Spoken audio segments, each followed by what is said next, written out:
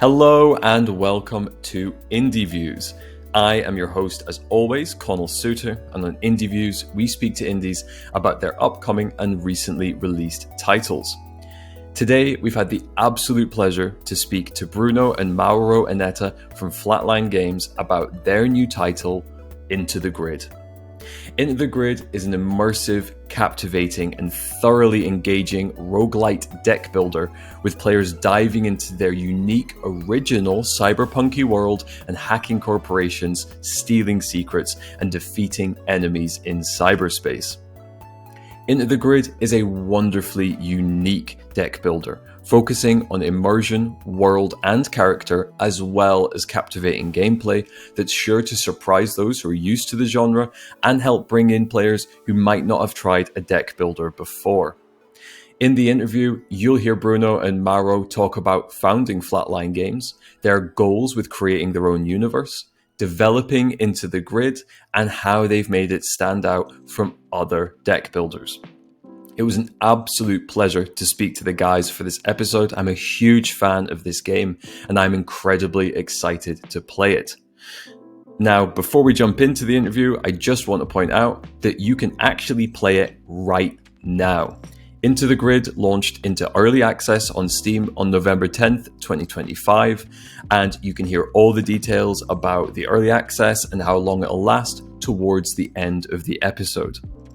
But without any further ado from me, here's our interview with Bruno and Mauro Annetta from Flatline Games about Into the Grid. Fantastic. Well, I am joined today for a new episode with Bruno and Mauro Annetta from Flatline Games. Guys, thank you so much for joining us today. Thank you for having us. And we're here to talk about Into the Grid, which is obviously an incredibly exciting new deck builder, cyberpunk. And we'll talk a lot more about it in the episode, but it is a lot of fun. But I guess before we jump into the Grid, you guys have got a very interesting sort of story for founding Flatline Games, from what I've seen. So could you give us a quick bit of background on yourselves, like your start in the industry, and then how you came to found Flatline Games? Yeah. Well, me, Bruno, basically, I think it was like by now 3 or 4 years ago. I was actually like finishing reading Neuromancer for the 3rd time or something like that. It was like one of my cyberpunk phases that is it happens from time to time. I switch from fantasy to cyberpunk, but my love is there for cyberpunk. And I finished that book one more time, and I was like, man, I really want to like do something in a setting like this, right? It's like I want to explore something like that. And it was around my birthday also, so I called Mauro. I was living here in Spain, and he was still in Argentina, so we were like super far away, not seeing each other for a long time. And I basically asked him like, hey, do you want to like try to do something with this and like creating some kind of 5P narrative universe? Let's see what we can do about that afterwards. And he was like, yeah, we should try that. And then we started to like putting together the team little by little. We don't have that idea of like what would be like the first game or whatever. We wanted to create the setup first, the setting. So we get another friend that is super good at, well, he's a writer. So he helped us a lot. We started doing like some kind of workshops to like learn how to storytell and tell our stories. And that's how we started to create these first characters, these first entities in this universe. And then from that, at one point, it was like, okay, what we want to do with this foundation that we created. And it was like, okay, let's do a video game about it. And then we started to talk about potentially what genre and et cetera, et cetera. It's something that Mauro will tell probably in a few minutes. And how it ended up being like a card game inside a cyberpunk universe. But yeah, when we talk about the inspirations for the game, you will see how also the cyberpunk theme is there. But basically, yeah, like 3-4 years later, now the team is mostly family and friends, mostly people from Argentina. even the ones that were not our friends to begin with. They are friends now. But yeah, it also was a great way to stay in contact and work together with my brother. That is something that we never did before at this level. That's amazing. That's super cool, man. I love any family story as well in games, because like I feel you don't hear about it as much now, but you look back at a lot of the companies that are like huge now, right? Obviously Rockstar, North was founded by them, and then like the Ubisoft was founded by a bunch of brothers, right? And everything. So yeah, I guess a lot of space to grow and to get more brothers going by Ubisoft standards. That's super cool. We adopt brothers as well. Oh, really? You bring them along. That's sick, though, as well. So, like, so could this have been not a game, from what you're saying? Like, the setting itself was almost first, so it could have been a novel series in the end. It could, yeah. Wow, it could cool. have been a movie or an animated show or whatever. I mean, one of the first ideas was like I was a little bit obsessed with that term, like transmedia. This thing of like you can have an IP and do whatever things around that, like how like Star Wars does, or like that you have games, you have movies, you have comic books, you have whatever. And that's basically the idea. That's why we created the setting first. So now the kind of the goal of Flatline as a studio is like to keep developing games within the same IP, but in different genres and whatnot. But we will see where the thing brings us, right? It couldn't be like, I don't know, if Netflix wants to do an anime series about our universe, I'm up for it. That's exactly what jumped to mind. I was like, when you said transmedia, you're like, edge runners, man. This is it. I feel like that term was popular before the reality, but it definitely got there, right? Totally. Yeah. That's very cool. No, I love it. I love that as a methodology for approaching a game world, because I think quite often a lot of people end up making the mechanics first almost, right? And then you work back to how do we make this sort of make sense in a universe. But I think that explains a lot about how good the game feels in terms of the setting and how in place it is. But that's awesome. So, and I guess what we're talking about is Into the Grid and the amazing setting, the cyberpunk setting you've created for that. So could you give us a quick rundown on what Into the Grid is for a new player? Yes, sure. So basically Into the Grid is a roguelike deck builder. I could say a roguelite because it will have progression, actual things you will buy from run to run. But it is a very different roguelike deck builder because it's mixed with dungeon crawling, and it's also mixed with like resource management board game, something like that. So it's like this mix of everything we like ourselves as a team, you know. So in the game you play as a hacker or a net runner, if you know the term. We could say you're a net runner, and what you do is you hack into corporate servers and steal the secrets of these evil corporations, right? So in this world we created, when you hack a corporation, you get into the grid, right, which is this digital maze, you know, that represents the fortress that the corporation has, and there you are like exploiting different systems of the corporation, you know, to gain some things yourself, but you're also fighting the ice, which are these like firewalls that the corporate put there to block your path. So you do this infiltration, and in that infiltration, it's where the entire loop of the game happens, right? You play the card game, which are the fights, and then you play the map part, which is navigating the map and controlling and managing all those resources we have, which is kind of like a board game, right? So it's kind of two games in one, in a sense. So this is why we say, like, some people sometimes say this is another deck builder, you know, like some people are even tired of deck builders, but it's really so different when people get to play it, and when the people that played the demo, which a lot of people played the demo and liked it, you understand that it's very different, because it's not only visually different, and we will talk about that. But it's way different. It's like roguelike deck builder. It's one part of it, but then it's so big. So and it's very deep strategically as well. It's like it's not a game that will pull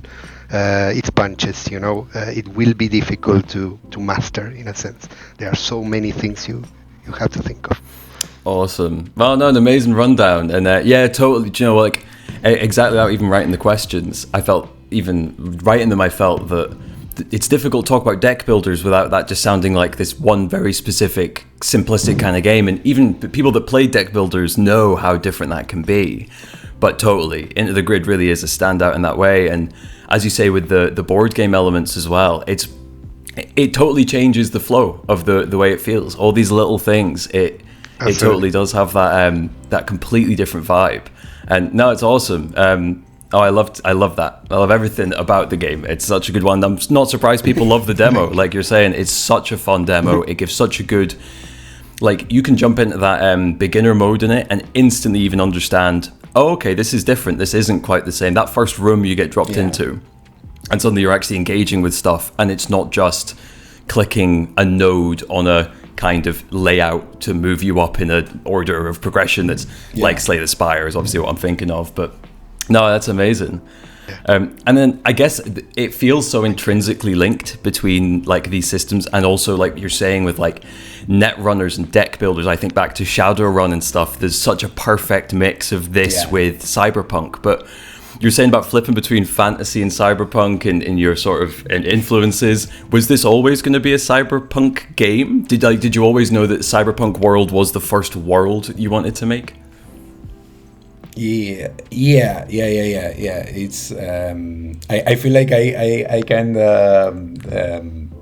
waste this question answering the previous one because I overspill a little bit, but I think the fact that I just wanted to create or toy around with a cyberpunk setting, it was what gives the framework to everything else, even like the mechanics that we end up having in the game and how the game flows, and the fact that the map is how it is specifically because the game is set in a cyberpunk universe, is because you are playing a hacker, is because you are infiltrating a place where you don't belong, where you shouldn't be. So it just didn't make sense that the map was like this classical node map where you have all the information beforehand, because it's like, if I'm infiltrating a place where that is not mine, why should I have all that information? I need to like discover my way there, and I need to face the dangers in a more like unexpected way, let's say, and all of that fits exactly with the theme and the fantasy of the hacker that we want to. Yeah, it justifies, right, the decision of not being just a branching path. It's an actual exploration and infiltration of an open space. Yeah, I love that. Yeah, so basically having the setup made first, it was naturally like, the game will be a cyberpunk game, and then when we started thinking like, okay, what we want the player to feel in a setting like this, and so we wanted to feel like this sense of like being watched, this sense of like not knowing what's around the corner, what's in the next room, how will you get to your final goal, right? All those things that when you are like there hacking, it's kind of what we think those characters may feel. It's like, how far am I of ending this before I get like killed in cyberspace, or they send me some grunts to my house to kick my door or something like that. And we also had like a lot of inspiration from another card game that is called Netrunner, an Android Netrunner. It's a game that is discontinued at this point, but it's a physical card game that it was basically about hackers versus corporations.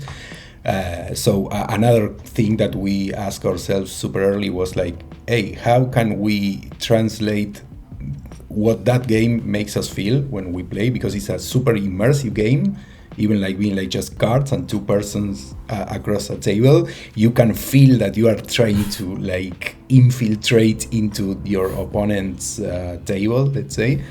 And we just asked ourselves like, how can we do that? There was so on point. I mean, the game it's so good that it got discontinued, but now like the fans of the game keep it alive, right? And they are making new content, and that they are doing all that with almost no profit. So it's incredible. And we were like so obsessed with that game that it came naturally. It's like a super niche game that for us was like a huge inspiration, and now we get from people that play that game, is like, oh, I can see where the vibes from Netrunner, from that game, is coming here, and it's like, yeah, man, we are like super influenced by that. But it was super important from a design perspective, like to ask ourselves, how are we going to get that same sensation from a game that is played by two people, that it's competitive and it's like physical, into something that is digital and it's basically a single player game, right?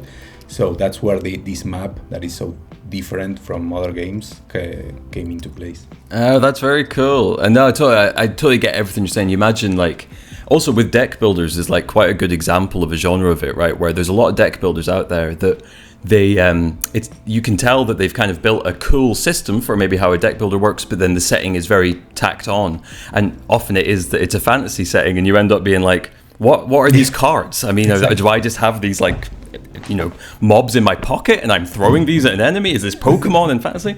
But totally, the way that lines up is so cool. And I love that it's inspired by, I've never played this board game, Netrunner. That's really cool, but I love that it's such a direct, someone has to keep this lineage going. Like you're saying, the fans are, I guess you're just another extension of that same continuation. Yeah, in some way. That's awesome. No, I absolutely love that. And very cool to get like such a direct inspiration as well, that it's like there's something, especially for a deck builder, that you can really build from and probably see what worked and what frustrated you and what felt imbalanced. That's awesome. And I guess that perfectly leads us on to talking about deck builders generally, because like we've said, there's a lot out there. Obviously that attracted you to making it a deck builder, but then like, what did you want to like approach differently? What did you want like to change the vibe or the feel, I guess, to the player of that deck building? I think like making a card game was something that also was very natural for us. I mean, for me specifically, I'm a fan of card games. I was like making fake, games on paper when I was a child, and that's awesome. I was playing with friends or alone. So I always wanted to. I mean, the ultimate dream would be someday make a single competitive card game. That would be insane, but it's also an endeavor, that takes your entire life, so it will be huge. But the main thing was like, let's do it a card game, right? Because we love card games, but also let's try to do something different, right? And we started talking a lot with the third co-founder with us, which is Alvaro, or it's like our brother but adopted, it's like the third in the family. He designs the game with me, and he's a huge board game fan, like even more than myself, but more board games than card games specifically. And we were like, what if the map can feel like another game, instead of being just choose a branching path, A, B, or C, like most roguelikes, and just and the game is only the card game, right? And we were like, let's try to see if we can do a map that it's more complex and deep in the decision making, but that can also reflect this sensation from Netrunner that Bruno was talking about, that you are infiltrating, this place.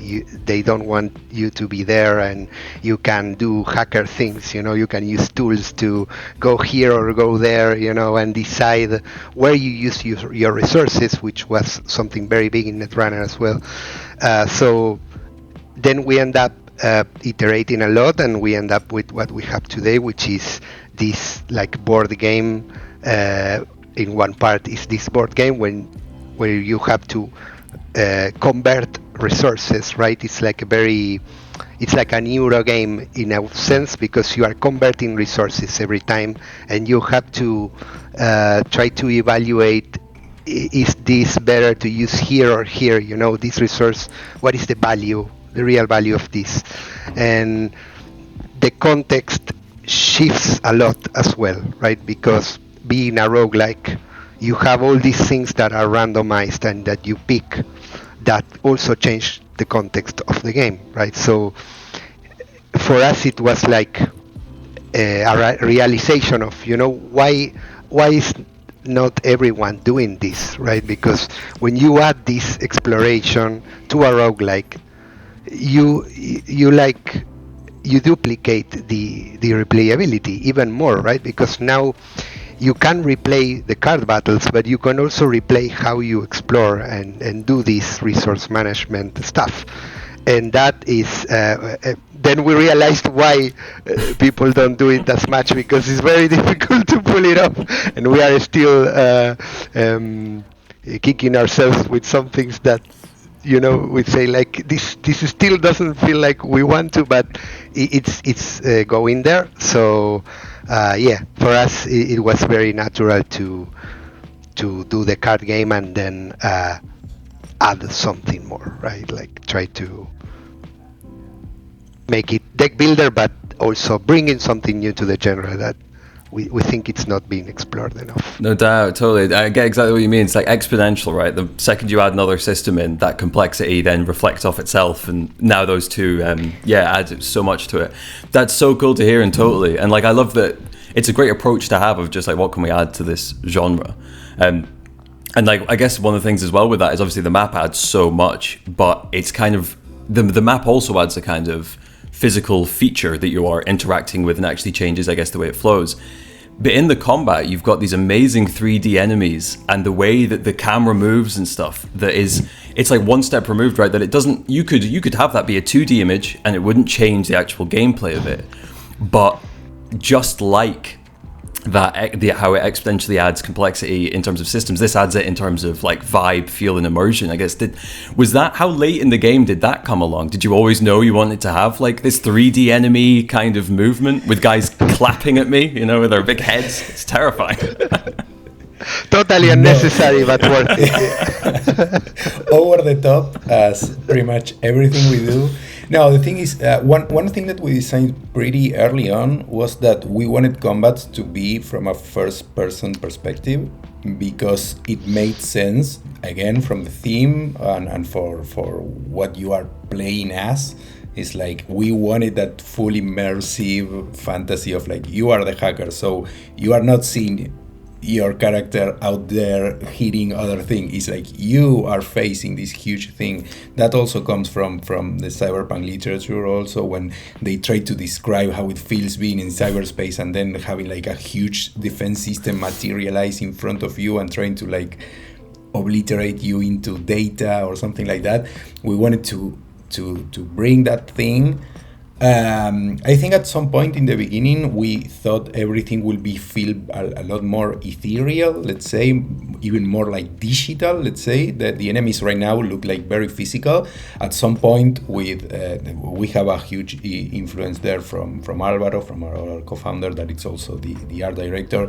It's a very visual person. It's like he brags about having watched more than 3,000 movies in his entire life. It's like he's beautifully crazy, but he has so many references from everything in his head. So, but also his ideas on how things should look and feel are like super clear. It's like he can explain to you like, I want this to look like this, and these are the references, and this is what we want.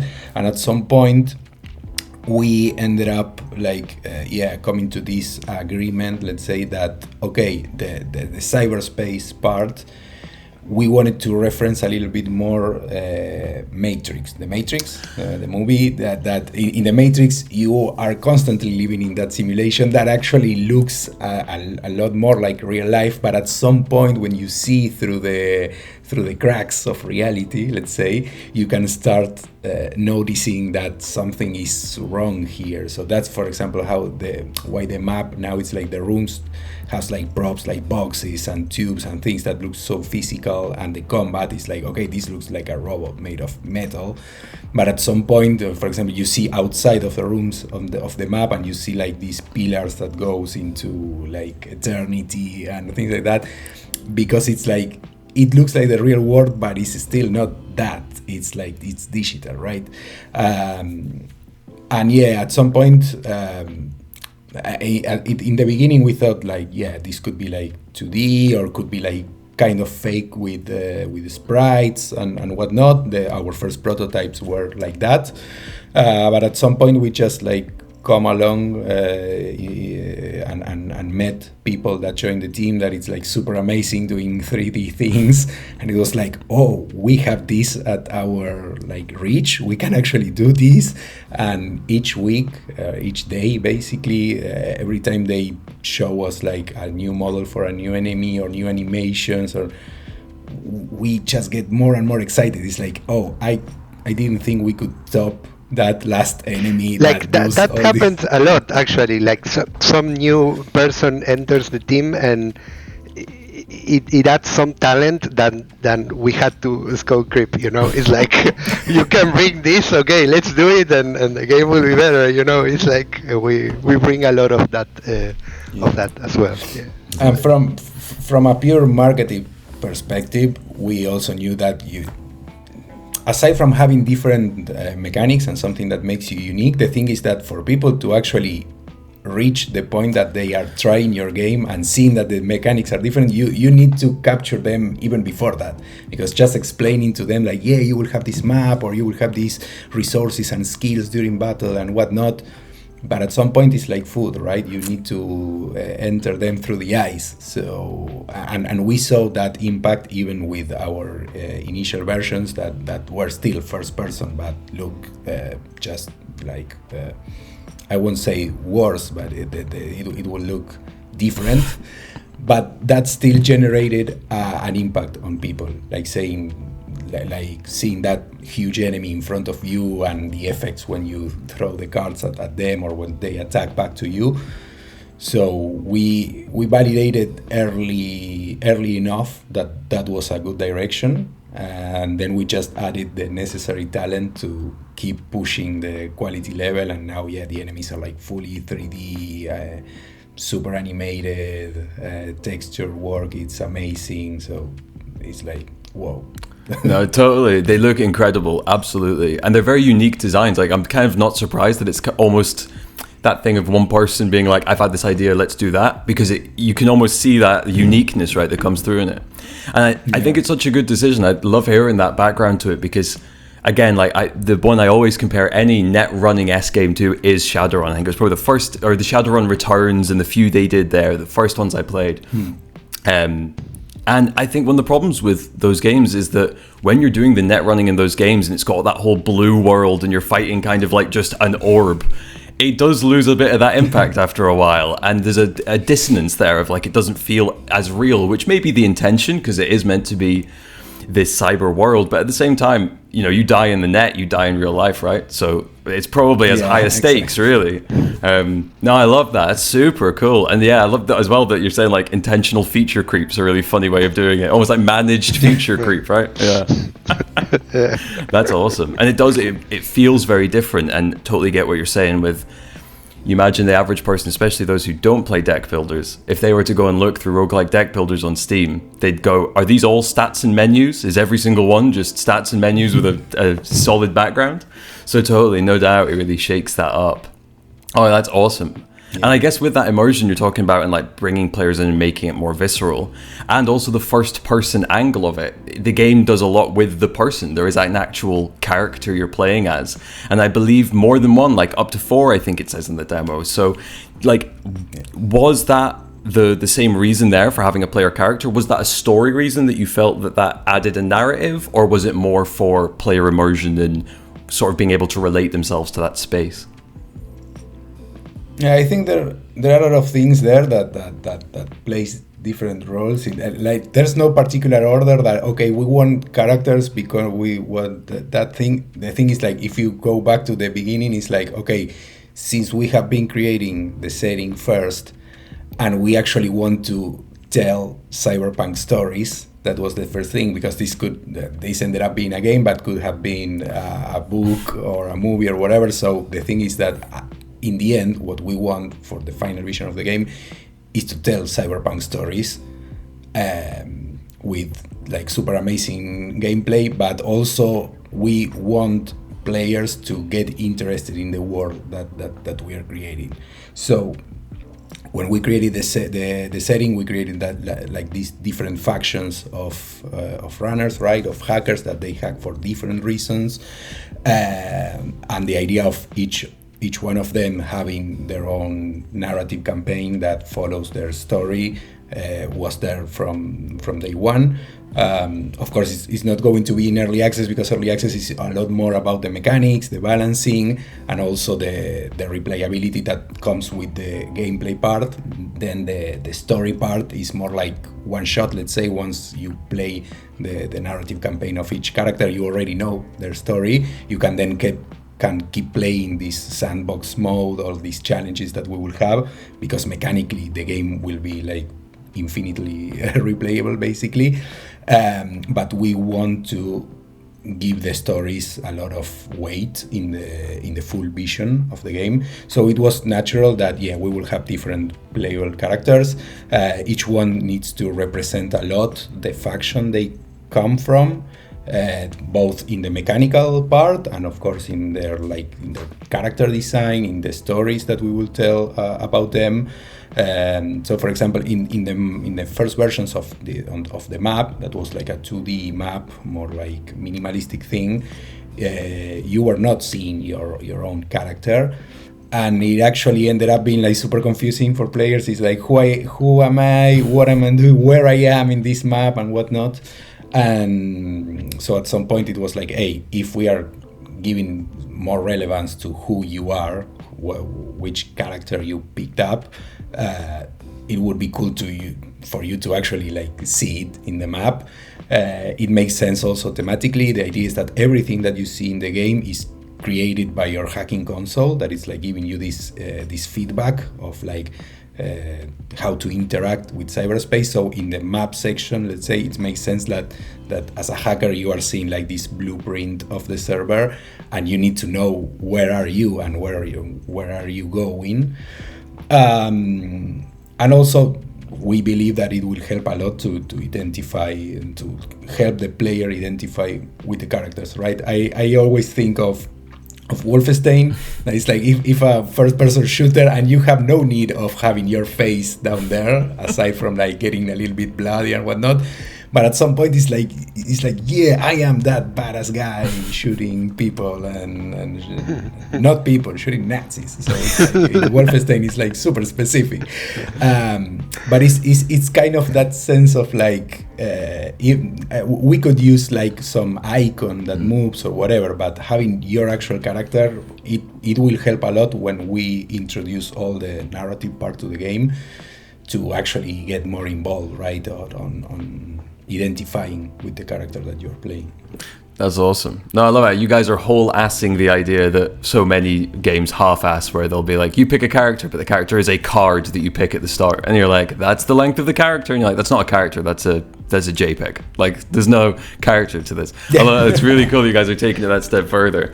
And that, I love also, you're saying with the factions and stuff, that sounds really cool, that I guess you're going to see some sort of different perspectives on kind of the same thing that you're doing. And are the factions, you hear factions, you think they're going to be at odds with each other and at war. Like, are you fighting these other factions? Are you going to be at any point intertwining with other characters, maybe fighting a character you've played in a different run? No, I don't think we are going that way at this point. The idea is that the factions, what basically tell you is the reason why hackers in that specific faction end up being hackers, being like criminals for the for the corporations. In the eyes of the corporations, they are all cyber terrorists. But the factions allow you to connect with each character because of the reasons that they hack. Some are there more specifically for the profit of it, for stealing information from the corporations and getting a profit for that. And there are others that are there for more altruistic reasons, let's say. They have no real reason to be at odds with each other unless in some of the stories some of their interests collide for any reason. But the first thing that we want to make clear in the setup is that all these factions, they are all opposed to the mega corporations that basically control the world. It's the classical clash of classes, let's say, of cyberpunk, of the hacker or even the regular person against the huge monolithic. There can be some rivalries, right? But in the end, they all fight the corporations. Totally. It's something more like that. Awesome. Oh, well, perfect. No, and that's it. I guess know your enemy, right? Yeah, fight up, not laterally. Class war is there for a reason. No, very good. That sounds cool. I actually like that as a shaking it up as well. That sounds really fun. And I like the idea of a character in it. I think of Thronebreaker, the Witcher Gwent game where they added that character in. Yes. It felt very experimental because of that. And suddenly it's oh wow, how are you kind of marrying these things up? And it's such a cool concept. It kind of shows that it's there's almost you can get vibes sometimes in games, right? That people think that a character-driven game needs to be a 3D open-world adventure game. And I guess if you look at AAA, that is what you would be led to believe. Yeah. But really, it doesn't need to be at all. Any systems can add to any story, I guess, right? That's awesome. And speaking of systems, one of the things that's really cool is your dual resource battle system. And this is going into kind of how different the actual gameplay of fighting feels compared to a traditional deck builder. So could you break down a little bit on the dual resource system and kind of give some insight into how that changes that flow? Yeah, I think when we decided to make the card game, even before we thought about let's make the map different, we were thinking, let's make the card game different as well, because we cannot do the same as every game, and it would be uninteresting. So we started thinking about this concept of the cards doing something more than what the card does. This is a concept that is more like a more modern game design, let's say, because let's say, for example, in physical card games like Magic the Gathering, for example, which is the father of all the card games, it has this land mana system which is kind of clunky in a way, and a bit outdated right now. But there are new games that are making the resource systems way more interesting, and there is one in particular I play competitively physically, which is called Flesh and Blood, which is incredible. I'm quite obsessed with it. The game design it has is incredible, and what it does is every card you can play every card as a resource or play it as a card. You can play it on your turn, or you can also block with that card. So it's each card you can use it in multiple ways, right? So very inspired by it. It was also how can we make it so each card can have more to it, and also this thing of having more agency. In roguelike card games, many times you just draw a bad hand and you lose, right? Because you don't have anything to block, and then you die, and that's okay. It's a card game, but we wanted to give a little bit more of agency to the player to be able to get out of those situations or prepare for certain situations. You can still draw a bad hand at turn one and receive damage. That will happen because it has to be that random thing, because if not, we play every time the same game, right? But with the dual resource system, every card gives you beam, right? So every card is giving you a resource alongside what it does normally. And this resource, this beam, which is virtual memory that you are accumulating, you can use commands, right? And you have 3 commands that you set up before the battle, and these commands are fixed. You can choose any of them at any time, so it's not something you get in the run, as a reward. You have access to them, so that gives a lot of agency to the player, because now they can think on the deck building, but also thinking, what commands can I use? And that doesn't depend on luck. You have the commands to choose from.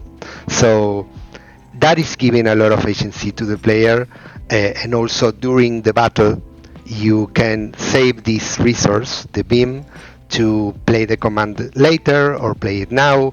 You can do more combos because these skills, can help you make combos, because you can draw a card or, do different stuff and more complex stuff on other characters as well. So you give the people more agency, you give them something else to think about, you give them more sequencing. Sequencing is very important. You have to pay attention and play this before, then use this command, then use this. So all these things make the game way more challenging, more depth strategically. You have less hands that don't do anything, because you can always get this resource and use it. But it's also thematic, right? Because you are a hacker, so you are prepared for what you are doing when you infiltrate cyberspace, right? So having these commands always at your service, let's say, and you can pick whichever you want, shows that you are prepared for this. The command is not something you get, and you have to be lucky. You have these commands that you use because this is what your hardware, your software does, right? And you pick the ones. You are a pro because you are a professional hacker, so you will pick the ones that go with your deck well, and then you will use them. And that felt very good, and that is, we think, one of the features that also stands out in competition with other games of the genre, without even counting the map, right? Totally. The card battles are very, very deep strategically, just because you can do this cool stuff with the commands. It's awesome. No, totally. I totally get exactly like what you're saying completely. The exponential change of adding in a second resource, where suddenly judging cards is not just what is the most damage to cost on this baseline direct way. Totally changes it. Even just in the demo, you're like, you can have a run as well where like a battle might be going pretty badly, but then you kind of realize you've built up a ton of Vim, and then you get that card that does 40 damage, or you get 40 barrier, and suddenly it changes the whole thing. I honestly have only just realized as well, when you're saying it, you said Vim as in virtual memory. I'm like, oh, that makes so much more sense. I was going to ask if it was like Vim and Vigor, like the old term for like Victorian enthusiasm. And I was like, Vim's a great choice for that. But it works, I guess, in two ways. And it's a dual resource, it's a dual meaning as well. Yeah, easy to say. Yeah, as well. exactly, Yeah, totally. It's good. That's really Yeah, cool. we found out that Vim works in pretty much any language. It's like Vim. Yeah, that's awesome. What a lucky thing, man. It has some catch. That's awesome.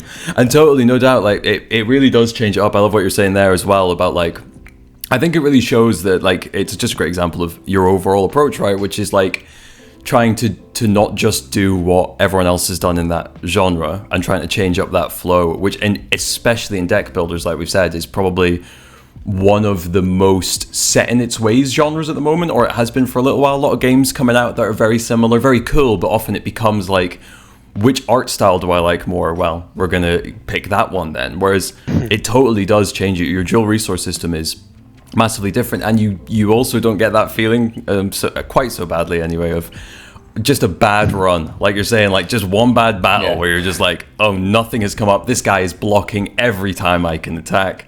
You do feel that you've got that more agency. That's awesome. Yeah. And I think one thing I want to add to that is that it also plays an important role in this initial question that we have of like how we are going to translate what we feel about playing Netrunner into a video game. That game Netrunner had a lot of situations in which you really thought you were dead, you are losing that match, and one last epic Hail Mary run ends up giving you the win. And this system kind of does that. It could be like a stable thing that allows you during the entire combat to feel like you are in the leading, right? Like you are keeping your tempo. But also it could be the situation that you mentioned, that it's like, okay, this one is really kicking my ass, but at some point I accumulate enough of this resource so in the right turn I can do the right sequencing of things that turn the things around, and you end up battle and you say like, whoa, that was intense. It was like I thought I was dead and now I'm not dead. So and what happens a lot, the thing I like, the thing I like the most when playing the actual game is that this happens the same on Flesh and Blood, which is the other resource system, right? Which is you have a hand, you see your hand, and you have multiple ways of playing it, and some ways of playing it will be worse than others. Like you can, if you sit and think on all the possibilities, you might have a better play to do. That it is not obvious when you start playing the hand. And it's amazing. I don't think there are many games that pull that off nowadays. So it's totally. No, that's really cool. I think it's a great, that's a really good summation of it. Totally, is that there's not just one way to play a card. It's a great way of actually thinking about it, and that's so true. That is really the core difference there, is that you have those options. That's so good. Yeah, that's a great way of talking about it. And then you said about commands there as well, and the way they tie in with Vim, obviously, is that they're based on how much Vim you can accumulate. So you almost want to use it for cards or commands. But I guess, I love what you said there as well about the commands being that's your preparation, that's your training, that you come with software built in. That's such a cool idea. So I guess that's the logic behind it. But yeah, how much can those commands change it? How different can they get? Are they based on character as well? That the character gets different options to switch them in and out? Yes. These are fixed, right? You always have them. You will unlock them in the final game. There will be a progression that will give you the commands with some pacing. It won't take long to get every command because it's a core part of the game, but you will get them from each mission. But the commands are specific to each character, so that it's also great because it's also thematic, right? It doesn't make sense that everyone use the same commands because the cards work different and we are from different factions, right? We have different software, let's say. So they are pretty different as well in how they are think of and designed, right? Like the first character, Ursa, which is more like a mid-range character in a sense, has more commands that are more universal, let's say. Like they are not, it's not so clear like when to use them, right? And the second character, Darwin, it's much more combo specific and it has way more mechanics. It's more complex to play, and he has way more specific commands. He has commands that can help define an entire build, thanks to that command. And that doesn't make it so obvious though, because sometimes you mix archetypes, right? So sometimes you have one command from one archetype and another from the other because they synergize well as well. But he has commands that are way more specific and require you as a player to know more about the game, and play on a deeper level, let's say. This is why it's not the first character, right? But yeah, each character will have its own commands, and the commands are always designed to go alongside the archetypes of the cards, right? And help, finish a build or empower a build, or a build can live or die by using, the correct command or not. So that it's also very, very interesting, and we think adds a lot more to the advantage of having multiple characters, basically, and replayability as well. Totally.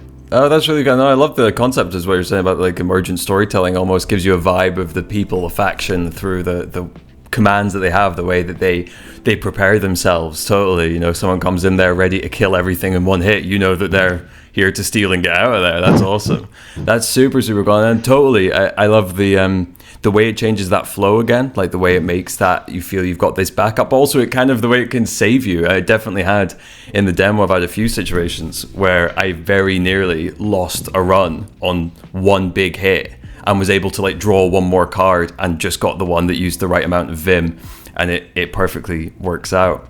That's super cool. I think everything you guys have said today is just, I'm sure everyone listening would feel the same way. You've changed so much about the concept of deck builders, but also like net running, and every aspect of your game is a bit different from what we've seen before in a way that's really unique. And it really feels like it's from the ground up, like you're saying, with the art comes from one idea and one person just having this vision for it or for these certain enemies. You can see that, it feels like, with each part of what you've talked about. So I guess well done on doing that as a company and not just one person, because it must be pretty hard to do these things by committee sometimes. So it's awesome.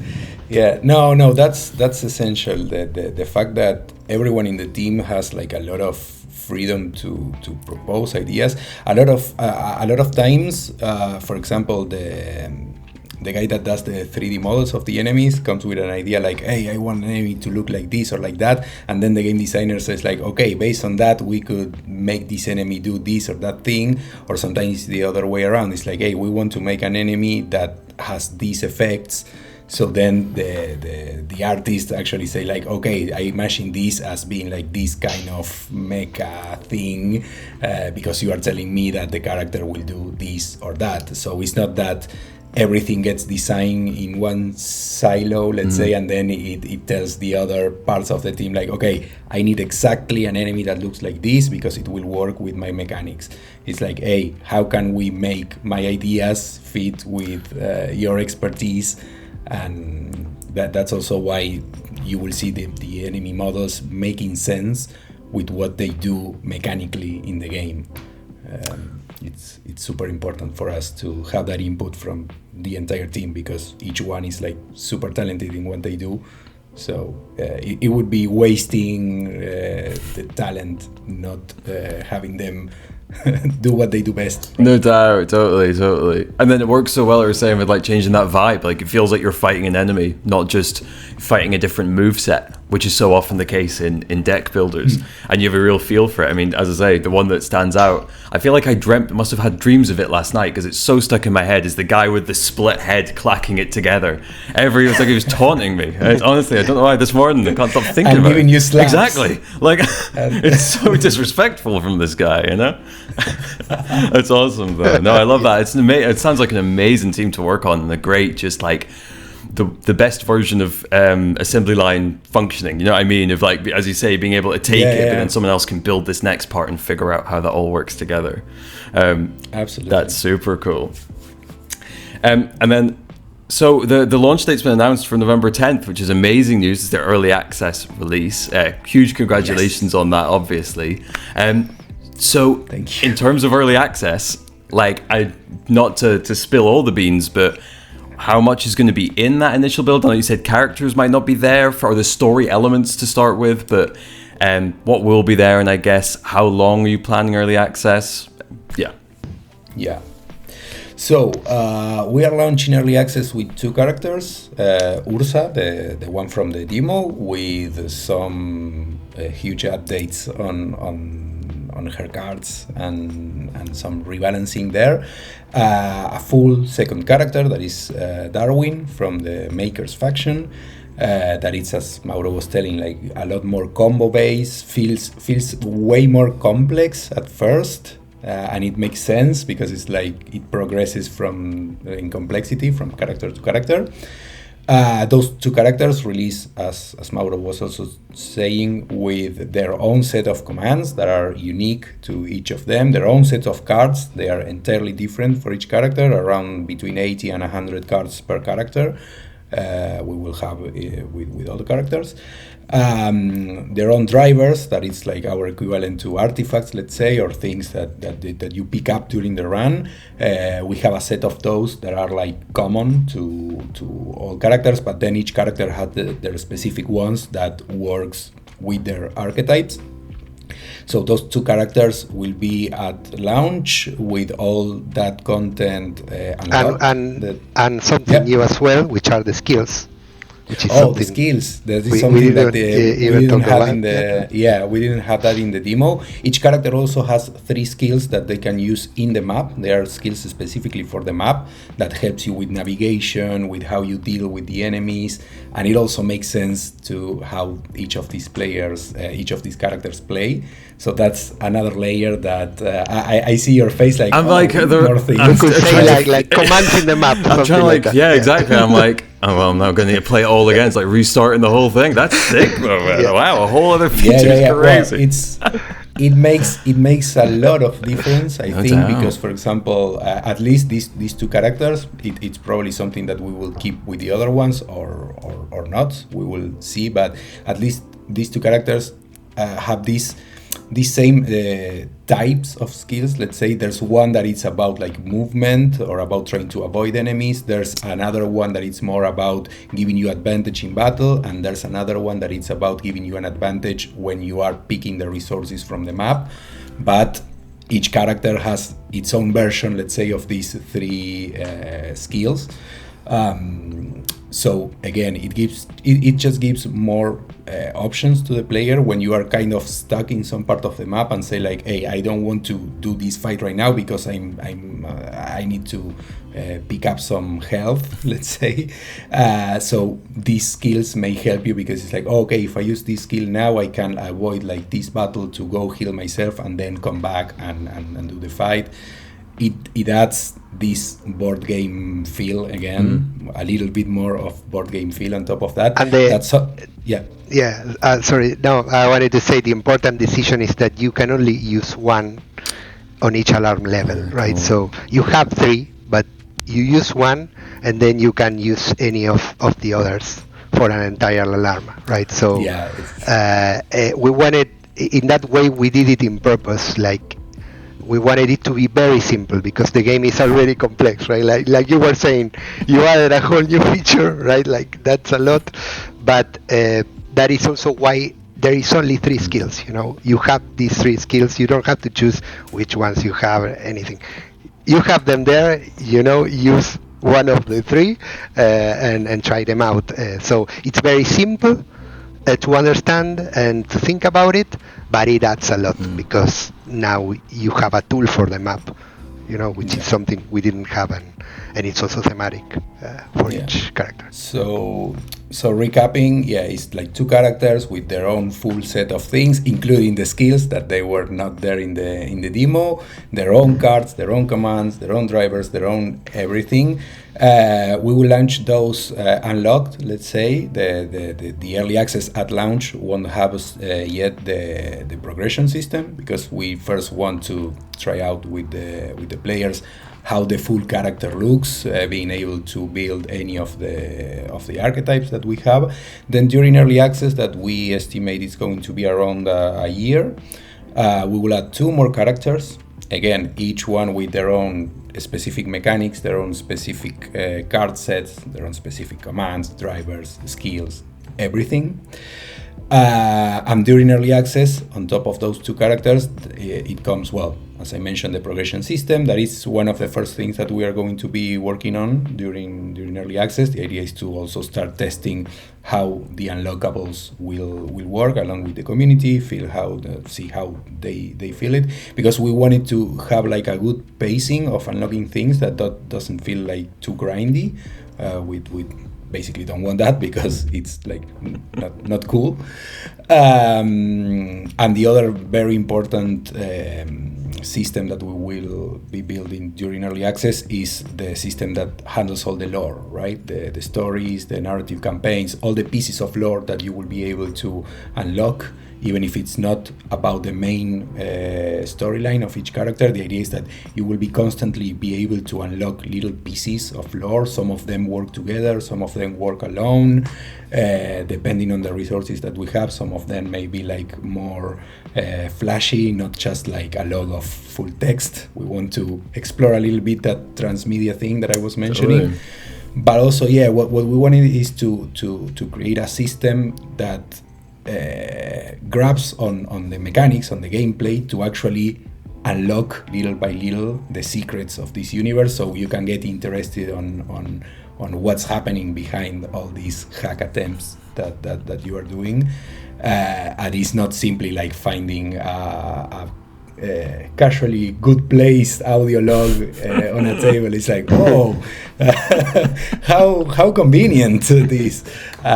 So we want to think, well, we design a system that we want to try out with people, in which you are getting also these resources from the map, and from time to time you get these pieces of information that you can piece together. You can unlock other of those pieces with in-game resources, and at some point, for example, some of the bigger parts of these chunks of lore may even give you a mechanical advantage later on. It's like, if I learn a huge secret about a specific corporation, the next time I do a hack attempt against that corporation, I can use that information against them, and in the game that can translate into a small buff or like a passive thing that you earn against that specific corporation.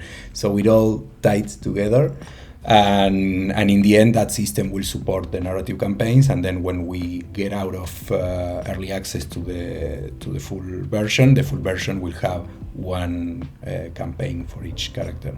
So even if you play a lot the early access and you go through all the changes in balancing and mechanics and such, then with the full game you still have the campaigns to discover. So you have more reasons to keep diving into the grid. Amazing. That's awesome. I think that's the perfect way of doing it, because totally that's how I feel about early access games, especially very like system driven deck builders, roguelikes. You can absolutely love the system so much that you will play it to death, and then the final game they kind of just put a bow on it and go, it's done, and you go, I think I've already done it. But totally, seeing the lore is exactly what I want to see. That's awesome. And I love what you're saying as well about tying lore in with things, actual benefits to the player. Not enough games do that. And I also, I'm a big begrudger of everyone who just copied BioShock and went, that world made sense why they had audio logs, let's just keep on going with that idea. Totally. It's crazy. But it makes perfect sense in cyberspace, right? You've got the perfect reason for information to be there. It has to be stored somewhere. It's going to be stored here. Suddenly you're revealing that. That's so cool. And it sounds like you've got a lot in the early access as well. Like for a launch to have even multiple characters, like alone is a lot to have there. And a year is such a good amount of time. It kind of feels like the perfect honing period, right? For almost any game. I feel like a lot of games that don't use early access probably still need that first year at this point anyway. So that's awesome. Yeah. I think that there will be a lot of content there. If I need to measure that in hours, I can confidently say it's a lot of hours. It's like for the demo was like 40 hours. That's great. we had people, we had people going nuts in the demo for like several tens of hours. So that's actually a huge concern for all devs. I think it's like when you are releasing either early access or a full game, it's like people is getting very picky with very good reasons on like where they put their money. People is not having a lot of disposable income to just purchase every game that goes out there. So they analyze a lot more that hour of fun per dollar value or something like that, and we are confident that we have more than enough content for the release, but we are also very aware of which systems are going to still be missing and in which order more or less we need to build them, so that people that comes from the beginning of the early access can see how the game progresses and can provide feedback that we can use to make it better, basically. So we have like a very good plan in that sense for early access. Amazing. Oh, it sounds incredible. I feel like we're in the early access renaissance at the moment, where I think a lot of the best, some of my favorite games right now are games in early access. And I think 5-10 years ago, it was not quite as developed as it is now. Feels like we're a great place. So it sounds like you're joining those hallowed halls of great early access titles. And I can't wait to play the full release. Thank you both so much for speaking to us today about Into the Grid. It is such a cool game. It's got such a unique vibe, look, everything. I just can't wait to play the full thing. And I'm sure everyone listening should. Will be the same. So yeah, go check it out on Steam right now. It should be out either today or earlier this week, most likely. So depending on what day this publishes. But yeah, awesome. Thank you both so much. Thank you very much. Thank you so much for coming. It's been a pleasure. Awesome. And that was our interview with Bruno and Mauro from Flatline Games about their new title, Into the Grid. I had an absolute blast speaking to them today, and I hope that this has made you even more likely to check the game out on Steam. Deck builders and roguelikes are genres that I absolutely love. I play them all the time, but as many others who have played a lot of these games would say, a lot of them can end up being a bit samey. They maybe don't change that much outside of a setting or a graphical style, or maybe one or two little systems within it. Into the Grid is not that. It really is full of interesting differences and unique approaches that make this game stand out from others in the genre. And that's before we even go into the incredible aesthetic design of their 3D enemies, their map, etc. I cannot wait to play the full game, and I know I'll be putting countless hours into the early access, which, as a reminder, is available right now. Seriously, go check it out. It's well worth having a go and seeing what you think. Also, make sure you check out the guys' social pages, follow Into the Grid, Flatline Games, wherever you can. Obviously, all the links to those are in the description of this video, so head on down if you want to follow them. Thank you so much for listening in to this episode, and I hope to see you in the grid.